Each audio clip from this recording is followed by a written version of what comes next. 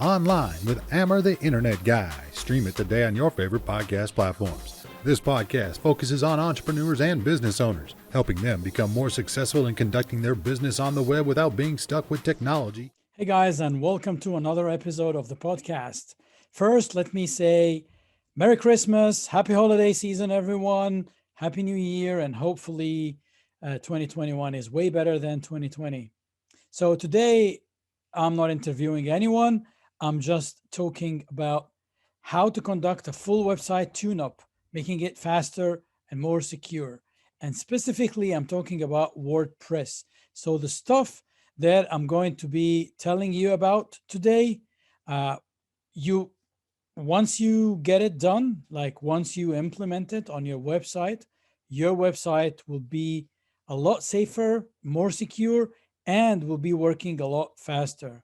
Think of it, think of it like the car maintenance, every 6 months or a number of kilometers or miles, you go to the mechanic or the garage or wherever, whatever you call it, like you go to get your oil changed and your oil filter changed.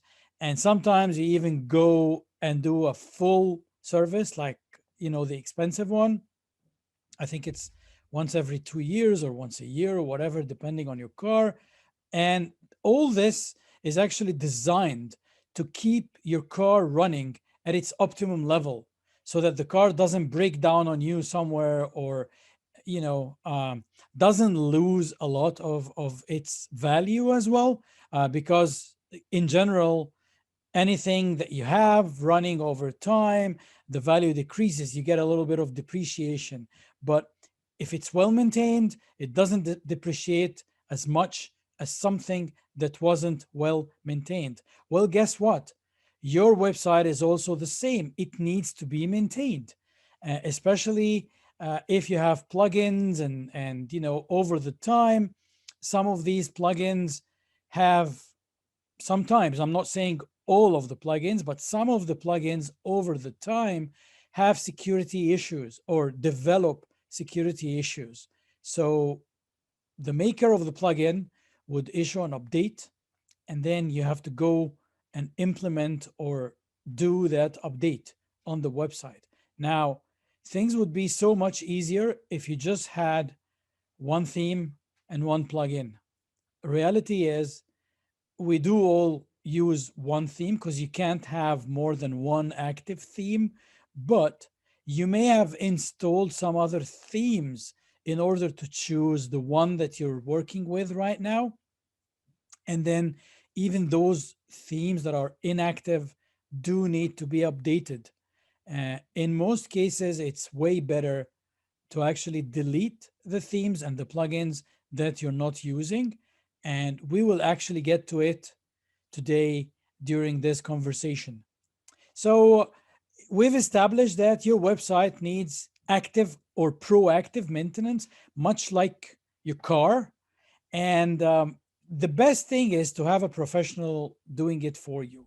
So if you're a web developer or web designer yourself and you've done that before, of course, you wouldn't need a third party.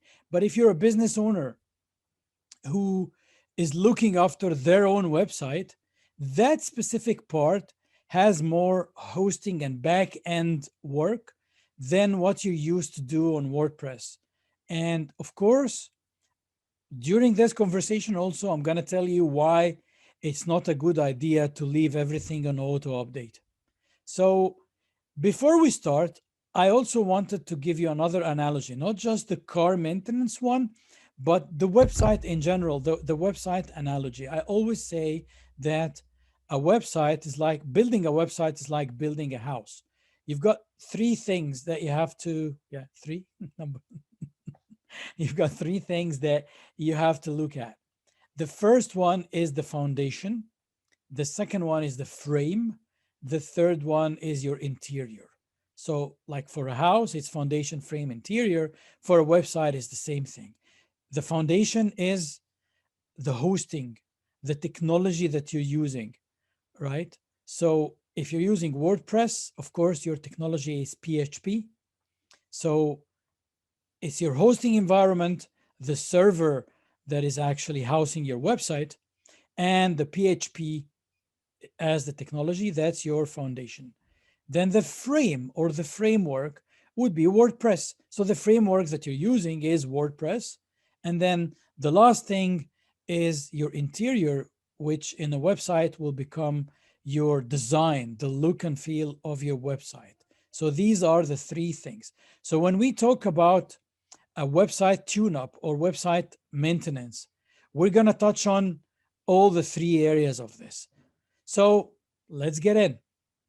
The first thing that you want to look at is your foundation, your PHP. So right now, as we speak, PHP, the latest version of PHP is 7.4 point something.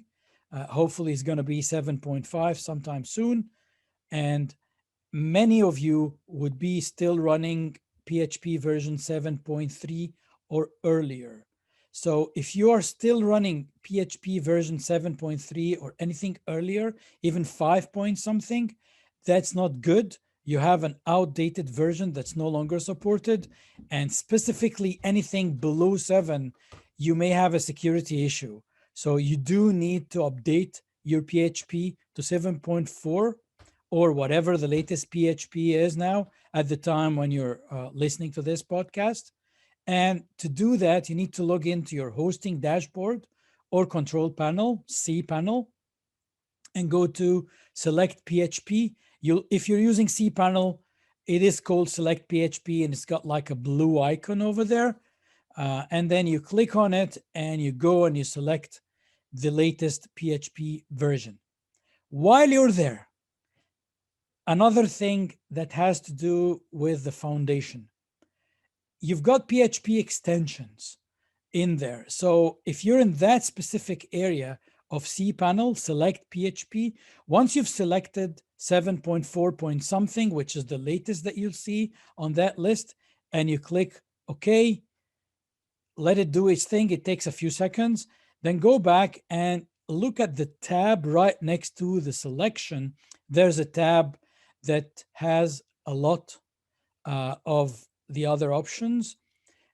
Scroll down, go to memory, and then make sure that you're giving PHP as much memory as you can see in this area. So you go and you go for memory, and whatever you can see in there, in most cases, for shared hosting, you would see either 512 megas or 256 or 1 giga. If you have 1 giga, that would be great. Select 1 giga. If the only thing that you can see is 512, that's also good. WordPress doesn't need more than this to run properly. The more, the better, of course. Like if it runs well on 256, but if you give it 512, it will be faster. If you give it 1 giga, it will be faster. And especially if you use Divi and the front-end builder needs a little bit more memory. So the more you give it, the better it is. And this is the area where you can also have your upload size. Do you remember when you were trying to upload a new theme or a new plugin and you couldn't because there's a limit on it? This is the area where you control that limit. So while you're there, this is where you can select your upload limit and your post limit. The post limit is not a big deal. Like posts are not normally that big unless you put a video in a post, and the video is also hosted on WordPress, which is something that I will never recommend. You should always be hosting your videos on a video hosting network and hopefully not on YouTube. So you've got Vimeo, Wistia, and some other players out there where you can host your videos. You wouldn't need to host your videos on the WordPress itself because it's going to make it so big and it's going to make it slow. So we're in the PHP. You've got your next tab that has your PHP extensions, memory, and so on. And then you've got the tab where you have selected your PHP version. And if you scroll down on that specific page, you also have some PHP extensions. So this is some functionality, some added functionality that is added there to your PHP technology, or it's a programming language. And these extensions are essential for your WordPress to run smoothly. Some of them would be selected by default. You don't need to change anything. So if you scroll down, look for one extension called Imagic. If it's not selected, it should be selected by default, but it's not. If it's not, click that to make sure it's selected. You don't need to do anything. Once you click the checkbox, the setting is saved automatically for you. So look for this one. There's another extension called Zip. Also look for that one. If it's not checked, check it. And there are two extensions or three extensions that are very important that will help you run your website faster or make your website run faster.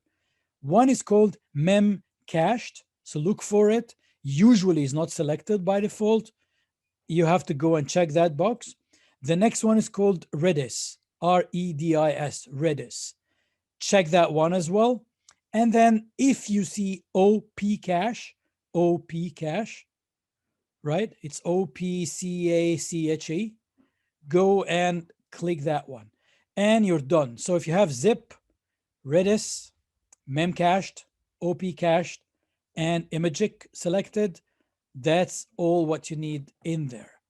Once you've done that part, you're good to go with the foundation part of your website tuneup. So we said we have the foundation, and then we have the framework, and we have the design part or the front end part. So this covers the foundation. Let's move on to our part, the other part of the checklist, which is your backend.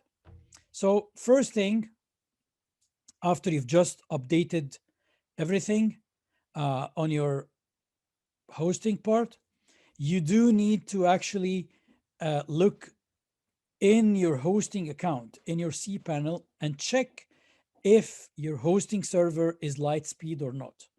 If it's Litespeed, that's way better. So if you're using a Litespeed server on your hosting, it's way better than any other web server because it's a little bit faster. If you do, you need to go and check the settings of the Litespeed. So you'll be in your cPanel area and you're looking for something called Litespeed. If you see it, click and then just make sure that it's enabled. That's all you need to do there, nothing else. If you don't, it's not a big deal. Other web servers are working. I mean, your current hosting and your current websites are working now, right? So there's no need to change anything or do anything drastic there. But if you do, just make sure if you find it there, just make sure it's enabled. The reason for that is that instead of using a premium plugin to cache and minify and make you optimize your page loading speed, and as you know, premium plugins are a little expensive. They're not that expensive, but you still have to pay somewhere around maybe $100 to purchase a premium plugin. But if you have a Litespeed server, you can use Litespeed free plugin, and it works magnificently with the Litespeed server. It still works on any other type of servers, and it would still make your website a little bit faster, but it's way better if on the back end you also have a Litespeed web server. So by the way, let me remind everybody that I have all this already written in a nicely PDF downloadable document. So I'm going to post the link for you to download that document and follow this step-by-step guide. I'm going to post the link below in the podcast and the video description. So you don't have to worry if you're just listening to me and you don't see what I'm talking about. You don't have to worry about it. You can download this as a PDF document and follow it step by step. Let me actually share my screen for those of you who are following this on YouTube. You could see what I'm talking about. So here we go. So there's the document I'm talking about. It's a step-by-step checklist. And I started our conversation today with the foundation. But the document is done the other way around. It goes to the front end first, and then it goes to the back end last. But it doesn't matter which order you follow. When I wrote the document, I did it the other way. I did the front end first and then the back end last. And the only reason I've done it like this in document is that the front end part is the part that you can access from your WordPress login. So many business owners who have websites don't use the back end or the hosting dashboard or Cpanel, don't even go there, and they do everything from WordPress. So for them, they could get the front end checklist done from WordPress, and then the back end part, they can give it to their web designer or web developer to do. But if you want to do both and you follow the instructions in this document point by point, you wouldn't need, especially for this tune-up, you may need a professional to do your proactive maintenance month to month. But if you're just doing a one-time tune-up, it's perfectly fine to do it yourself if you're not scared to play around a little bit in your hosting background, in your hosting dashboard. So this is the backend checklist. We've done that. We've upgraded the PHP. We've chosen our PHP extensions. We've done everything. Now, while I'm already logged into my backend, the hosting, go to the file. There's a file menu there that you click, and then it shows you all the folders and the files. So click on the file menu, and then go to your default directory where WordPress is installed. Usually it's called public HTML or htdocs. It depends on which hosting you're using. It's either going to be public HTML or htdocs. And when you click on that folder, how you know that this is the folder where WordPress is installed, inside you'll see the other famous WordPress folders like the WP admin and so on. So while you're there, you need to go to your WordPress. So yeah, guys, I was talking about the WordPress default folders. And once you go to your web server's default folder, how would you know that this is the folder where WordPress is installed? Is by looking there. You will find WP admin, WP includes, and WP content. So this tells you that this is where your WordPress installation is. What you need to do is to go to WP content, click on it, then click on themes. Now, usually you'd see 3 or 4 or more themes in there. You know which one you're using. In most cases, if you, for example, if you're using Divi as your main theme from Elegant Themes, then this would be the one that's active on your website. And again, if you want to check, log into your WordPress, go to themes and check which one is active. So if you go WordPress, click on that menu, click on appearance, and then you go on and check your themes. It will tell you what active theme you have, and then it will show you some of the other themes that you have there that are not active. So in the backend, where you are, where you're looking inside WP content, themes, you know that you've got your active theme, for example, as Divi. And then you'll see some of the other default themes that come with WordPress, like 2020, 2019, 2017, 2016, whatever. They're usually numbered or named after a year. I think it was the year of their release as a theme. Delete all the other directories, leaving only one. So you always need a backup theme in case your active theme misbehaves, right? So if I'm using Divi, I would like to keep 2021 because the latest version of WordPress now, version 5.6, has a theme called 2021. So 2 directories or 2 folders there, I will not touch. Divi or Elegant Themes folder, as well as 2021. Everything else I can delete, 2017, 2016, whatever. So do that. You can do the same thing with your plugins. So in there in WP content, there is a directory called themes, and then there's another one called plugins. This is where all your plugins are. If you have some other plugins that are inactive and you know that you'll never use them again, you don't need them. For example, I don't use contact form 7 because I like to use something else. Like I use Divi forms, and then if things get too complicated and I can't build the form that I want to build from Divi directly, I would use gravity forms, but I don't use contact form 7. So if there's a directory there that's called contact form 7, I will delete it because I'm not going to use that, right? It will be a plugin that I don't need. If you're scared to do this, get a professional, get your web developer to do it for you, right? You can leave it alone, but then it will, to a certain extent, I mean, the inactive plugins, they don't load when you load your page, so they're not slowing down your website. But if they are there and they're not updated, they might have a risk involved. And you don't want your WordPress installation to just keep growing with the stuff that you're not using. It doesn't make sense. Just get rid of it. It makes things cleaner, better, and it makes WordPress run faster for you. And if you're going to back it up, because you always need to have a daily backup in case something happens to your website. So if you're going to back it up, the size of this backup is not going to be humongous because you don't have 40 plugins that you are not using, right? So that's the thing. Let me go back to sharing my screen with you. Okay.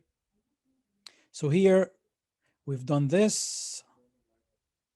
The back end, we've deleted all the themes that we are not using. We can delete the old cache file. That's a little bit technical. So if you're not a web designer or developer, just forget about this step. It's not a big deal. Okay. I spoke already about the Litespeed caching on the back end if you have a Litespeed server. So now that we've done that, we are ready to install the Litespeed caching plugin. So we are ready to move to the front end part, to your interior design part of the house. So you just log into WordPress. You can log out of your hosting right now and then just log into WordPress and go to your regular WordPress dashboard. Go to plugins, add new, search for Litespeed. I think I might have spelled it wrong, or maybe the auto correction kicked in because the spelling of the plugin is L-I-T-E, is Litespeed. It's not light as in the lights, but anyway, it's Litespeed.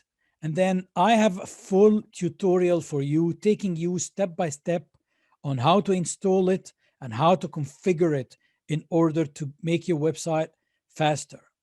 Once you've installed it, if you followed, and again, the link to the tutorial will be posted in the description of the podcast.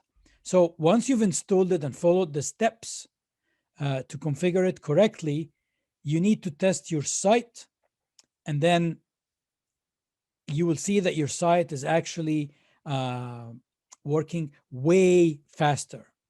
So now, what's the second part that you need to look at?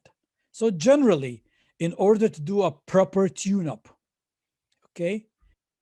So from your WordPress backend, if you scroll down here, tools, and then you see it says site health. This gives you like a snapshot of your WordPress site's health. And then as you can see, I've got 0 critical issues, which means this is the most important part of it, where the critical issues may be. These are the things that you need to fix as soon as you can. The other stuff is recommendations to make things better and to make WordPress run faster. And as you can see, I'm giving you the exact example that you may see on your own back end or on your own WordPress dashboard. You see, for example, the inactive themes here. I may have a few of them, like two of them that I need to delete, and maybe some inactive plugins. And then as you can see here, it's saying this site is running an older version of PHP 7.3.5. We've already covered that a little while ago in this conversation, and we need to upgrade this to the latest one. And then it may tell you if there's a module missing, like Imagic, the one that we've actually covered, and that's it. But in general, again, if you're scared to touch these back-end things, call your web designer, web developer, and let them do it for you. It's important. You wouldn't believe, guys, how much better your website will be running, and you will thank me for this. And yeah, before you start playing around, it may be a good idea to run tests on your website, like the before and after sort of thing. So you could go and you could actually gtmetrics.com, let it run a test before you touch anything. And then when you're done, you can do another test at the end. Okay, now improving security. Two things you could do.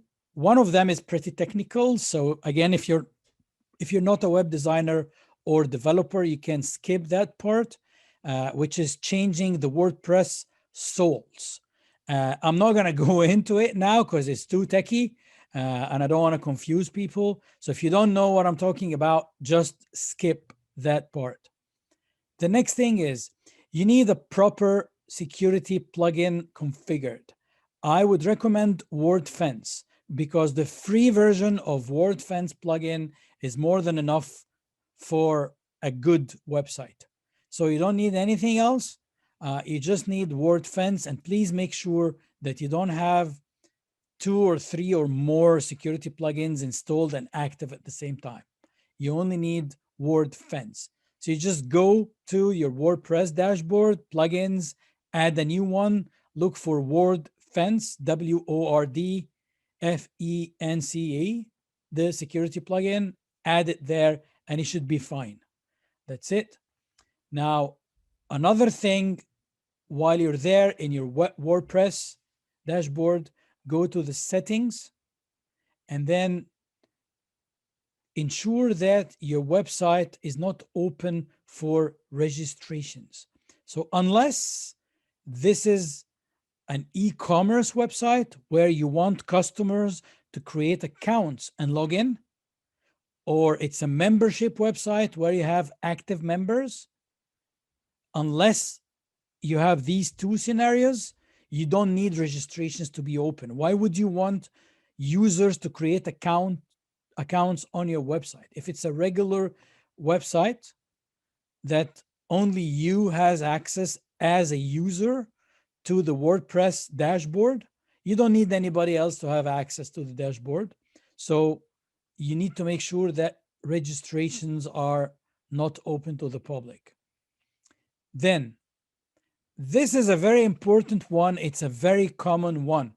Make sure that your admin user is not called admin. So make sure that the username that you, excuse me, the username that you use there to log in as the admin of the website is not called admin or administrator. This is a big security issue if that's what you have. Luckily, it's so easy to fix it. You can't rename a WordPress username from WordPress. There is a way to do it, but we're not going to do that. So if your login username is admin or administrator, all what you need to do is to create another admin account. So go there, users, new user, make sure you're actually selecting administration or admin rights. You know, that below there, once you enter the username and the user password and the user email, down there you can select what role you're giving this user. So give this new user an admin role. note the password and the username, of course, and a new username is not going to be admin, right? Like you're not going to be doing that. And also make sure that your new admin username, the one you're creating right now, is not guessable, is not easily guessable. So if my website, for example, is amrsalim.com, my username should not be Amr Salim or Amr, because it's easily guessable. So I could say something else, like, I don't know, the Grinch or something like that. Choose something else as a username. Okay. Save, then log out. Log in again using the new administrator user that you just created now, and then delete the admin user that is called admin. While you're doing it, WordPress will ask you, what am I going to do with the posts and the pages that were created with that old username, the one that was called admin? You can say attribute all these postings and all these pages to the current user, or which is the new user you logged in. Again, I'm not trying to confuse you guys. So let me just say this again, step by step. If you've discovered that your username to your own WordPress website is called admin or administrator, you need to delete that. Because you cannot delete it while you're logged in with that same user, you will need to create a new user and give it an administrator role. Once you've done that, you log out, you log in as your new user with the new username and password you just created. You go to users and you delete the user that is called admin. When you say delete, WordPress is going to automatically ask you what to do with the pages and the posts that were attributed to that user that you are deleting. You just say, link them to the new user, the one you're logged in with right now. That's it. Be careful. This step is very important, because if you delete the old user without that attribution of posts and pages, your posts and pages will be deleted and your website will be in a problem. So this is an important one. Please do that. Okay. Once you've done that, the last step that you want to do is to delete any unused plugins that are inactive and not needed. I've already covered this in the first 5 minutes of this conversation. But here, since you're logged into WordPress itself, you could delete the plugin. So there is no way to delete a WordPress theme from WordPress, but there is a way to delete a WordPress plugin from WordPress. You just go to plugins, you select the ones that you don't want, and you delete them. Please make sure you're only deleting inactive plugins that you will not activate in the future. You know that you don't need them, or you probably don't know what they're there for. They're just left there. You've never used them before. Chances are that you won't use them. So they're safe to be deleted. That's it. The famous example, as I said earlier, there are many websites that have more than one form plugin. So if you have Gravity Forms, you don't need Contact Forms 7. You don't need Simple Forms or Easy Forms or whatever. So if you see so many forms plugins there, delete the ones that are not active. It's as simple as that. And then that's it. Once you've done that, you're all good. One last thing before you leave, before you log out and you go test that your WordPress is running way better now, you need to go to the settings, permalinks, leave them as they are, just click and save. That's it. You're just refreshing your permalinks. That's all you need to do there. Log out and redo your test, and hopefully your WordPress site is running way faster than it was running before. So at the end of it, if you think that the steps that I've discussed with you here are too techy, too confusing, you need help, contact your web developer, web designer. If you need one, if you don't have one, I'll be happy to help. You can contact me I have my contacts below in the description. I do have um, a maintenance, a monthly and an annual maintenance plan that you could outsource the whole thing to me and I'll do it for you. And I also do have a one-off tune-up or a one-off speed optimization. If you want to do it a one-off, you don't want it to be proactively done on a monthly and weekly basis for you. And that is also available as a one-off product. But I have to say, even if you do the one-off, after a few months, WordPress is going to become sluggish or a little bit sluggish again. That's normal because of your posts and whatever. So you may need to do it maybe every 6 months, pretty much like your car. So you could either have a one-off every period of time, or you could have the maintenance plan that covers you for the whole year. And there's no contract. You can start it when you like and end it when you like. It's totally up to you. At the end of it, guys, I wish you all the best for a happy new year, and I wish you all the best for your business and for maintaining your WordPress websites healthy, secure, and fast. See you on the next episode. Bye.